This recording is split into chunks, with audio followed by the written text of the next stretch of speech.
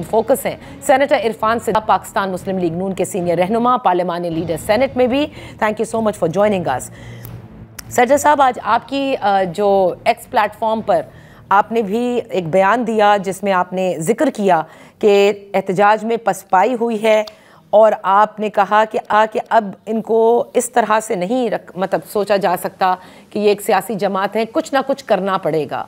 और शहबाज शरीफ साहब ने भी जो इंदिया दिया है, तो क्या फैसला कर लिया है अब हुकूमत ने कि तहरीक इंसाफ पर पाबंदी आयद करनी है?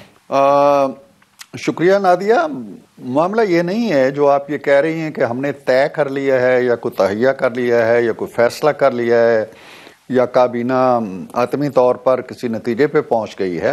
हम तो हालात व वाक़यात की बात कर रहे हैं, आइन की बात कर रहे हैं, कानून की बात कर रहे हैं। देखिए, जो चीज़ आइन साज आइन के अंदर लिख देते हैं वो इसलिए लिख देते हैं कि वो आने वाले दिनों के अंदर उसका एक खाका, उसका एक ख्वाब, उसका एक खदशा, उसका एक ख़तरा, उसका एक वकूआ देख रहे होते हैं कि मुस्तकबिल में ये हो सकता है। लिहाजा गवर्नर राज हो या किसी पार्टी पे पाबंदी हो, ये दोनों चीज़ें जो हैं ये आईन पाकिस्तान का हिस्सा हैं। इवेंचुअलिटीज़ पे से डील करती हैं कि ये हो सकता है, ये मामूलात में से नहीं है, ये गैर मामूली चीज़ें हैं और गैर मामूली चीज़ों का गैर मामूली हल तजवीज़ करती हैं। जहाँ तक मैं तसलसल से ये कह रहा हूँ कि जी ये पॉलिटिकल पार्टी नहीं है, तो मैं ठोस शवाहिद की बुनियाद पे कह रहा हूँ। और अगर वज़ीर आज़म शहबाज शरीफ साहब ने पहले भी वो कहते रहे हैं, लेकिन आज ज़्यादा दो टोक लफ्ज़ों में उन्होंने कहा है कि ये एक जत्था है और ये पॉलिटिकल पार्टी नहीं है और ये एक फितना है, तो आप पीछे भी मत जाएं, 2014 से इसकी तारीख देख लें। किस जमात ने यहाँ सिविल नाफरमानी की तहरीक चलाई, किसने पीटीवी पे कब्जा किया, किसने पार्लियामेंट हाउस पे हमला किया, किसने वज़ीर आज़म हाउस पे हमला किया, किसने फिर 9 मई को आ जाएं कोर कमांडर हाउस पे किसने हमले किए, 250 मकामात पे किसने हमले किए। नहीं, मेरी बात पूरी होने दें। ये चले, मैं छोड़ देता हूं, मैं सारी हिस्ट्री को छोड़ देता हूं। मैं ये कहता हूं कि कोई पॉलिटिकल पार्टी ऐसी बताएं पाकिस्तान के अंदर, इंडिया के अंदर, किसी और मुल्क के अंदर, दुनिया भर के अंदर, जिसने पॉलिटिकल पार्टी होते हुए ये काम किए हों।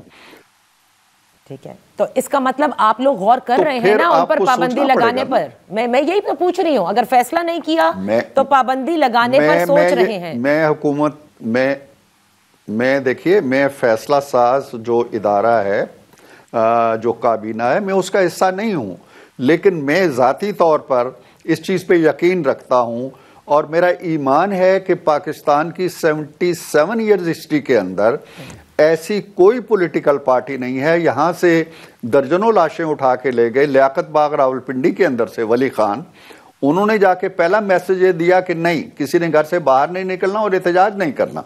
वो 12 दिन के बाद आए हैं, पहुंचे हैं इस्लामाबाद और उन्होंने मिलके अपना जुल्फकार अली भुट्टो के साथ आइन पे दस्तखत कर दिए। ये सियासी जमातें ऐसी होती हैं। 30 बरस रहे हैं, बाचा खान जेल में रहे हैं, 20 बरस रहे हैं, जीएम सैयद रहे हैं, तो ये कौन सी जमात है यार? ये देखिए, मैं इसलिए नहीं कह रहा हूं कि ये पाबंदी लग रही है या लगने वाली है। मैं ये कहता हूं कि अगर कोई पार्टी ये काम करती है तो उसका आइन के अंदर कोई हाल है या नहीं है, या उसे करने दिया जाए। अब आपको ये मालूम है कि हमारी और पीपल्स पार्टी की चपखलश रही है। कभी हमारी हुकूमत वफाक में होती थी, उनकी हुकूमत सिंध में होती थी, उन्होंने कभी सिंध से चढ़ाई नहीं की वफाक के ऊपर। कभी उनकी हुकूमत वफाक में होती थी, हमारी हुकूमत पंजाब में होती थी, हमने कभी चढ़ाई नहीं की। ये जत्थे लेके आना, लश्कर लेके आना, हथियार लेके आना, आंसू गैस के शेल लेके आना और आए रोज आना, ये कौन सी सियासी जमात है? ठीक है इरफान साहब, अब क्योंकि आपने दो चीजें बताई कि जो कि आइन में दर्ज है, जाहिर है, और आइन साजों ने जब आइन बनाया तो बहुत कुछ उन्होंने सोचकर बनाया।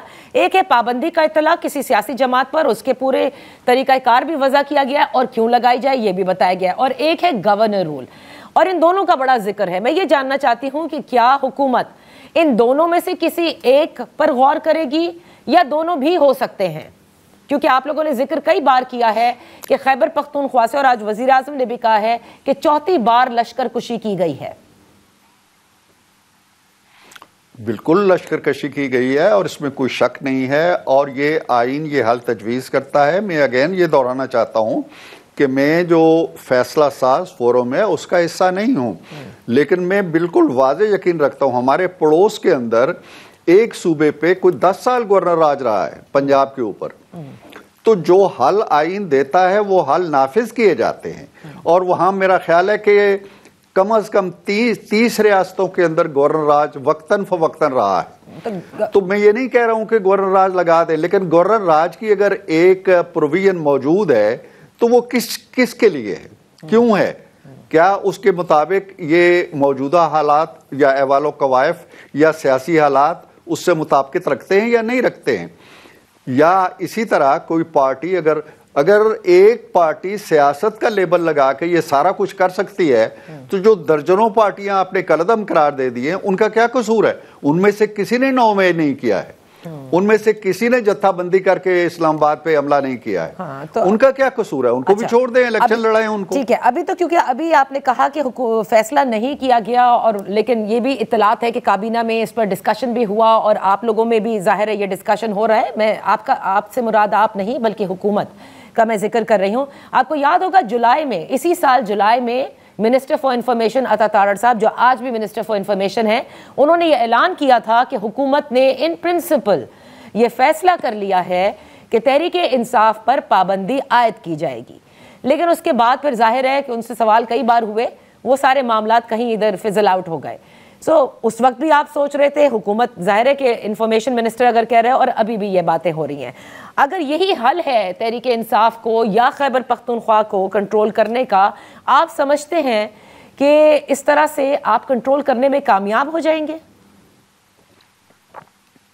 देखिए, इस सवाल में आपने 2 चीज़ें कही हैं कि हम तहरीक इंसाफ को कंट्रोल करना चाहते हैं।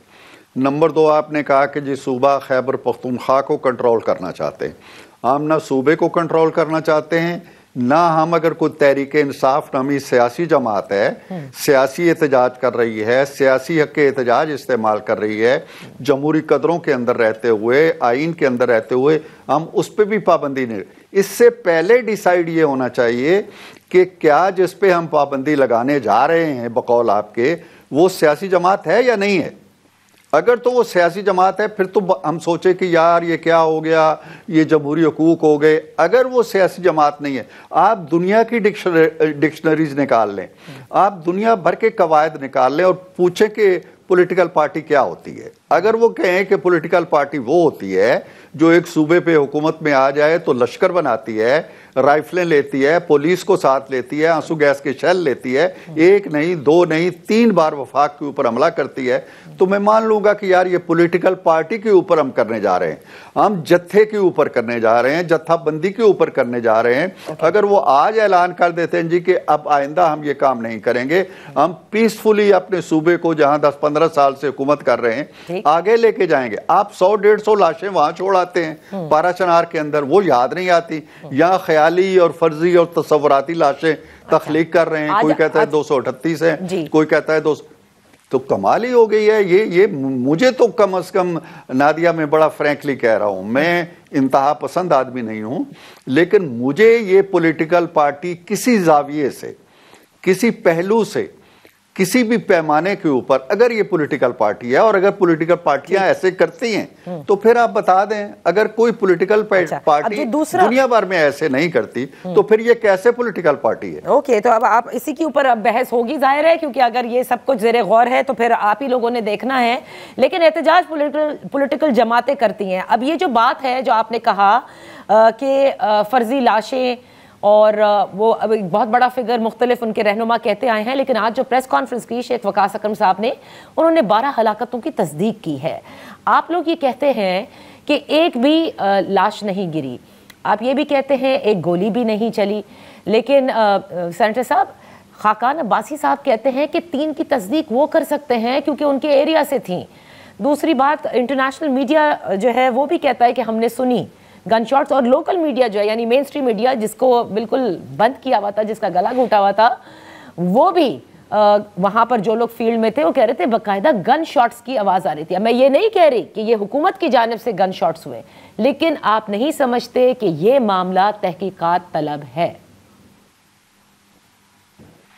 देखें, तहकीकात तो वो हर चीज़ का मुतालबा भी करते हैं, वो गए भी हैं, हाई कोर्ट में गए हैं या सुप्रीम कोर्ट के आईनी बेंच में गए हैं। उन्होंने कहा जी कि हमारे पास ऐसी कोई चीज़ है नहीं। मैं आपसे ये कहता हूँ, आप मीडिया से ताल्लुक़ रखने वाली खातून हैं और बड़ी सीनियर एंकर पर्सन है, माशाल्लाह, बड़ी बाखबर है।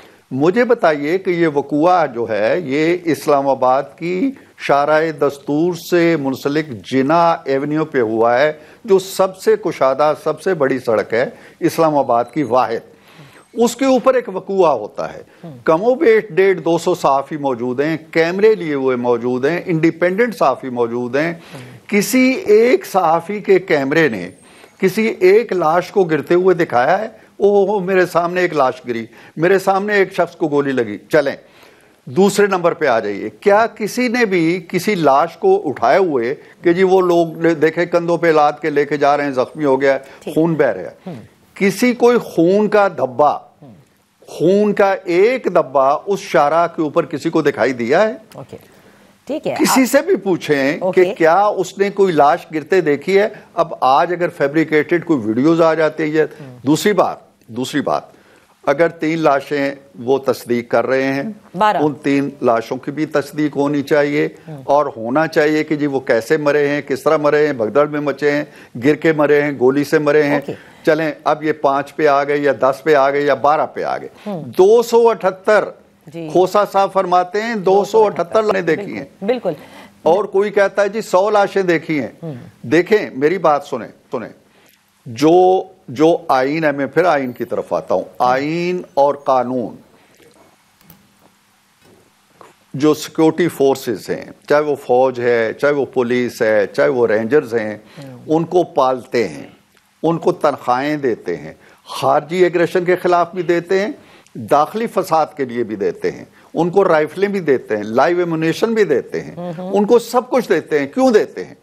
किसी कारणस पे सजाने के लिए देते हैं या घरों में रखने के लिए देते हैं?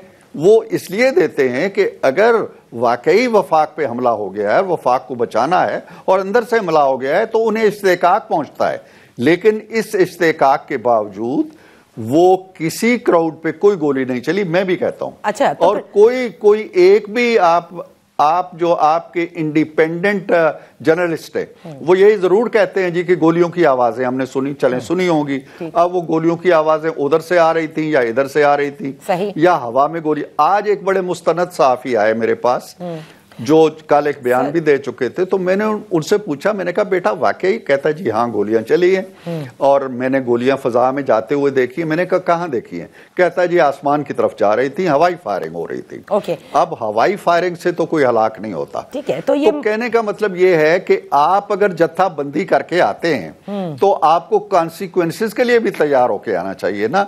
आप ये चाहते थे कि आप वहां आके बैठें, उसके बाद पार्लियामेंट हाउस के अंदर जाएं, उसको नजरे आतश करें, उसके बाद वज़ीर-ए-आज़म हाउस में जाएं, बेलारूस के सदर पे पहले हमला करें कि वो कहां बैठा हुआ है।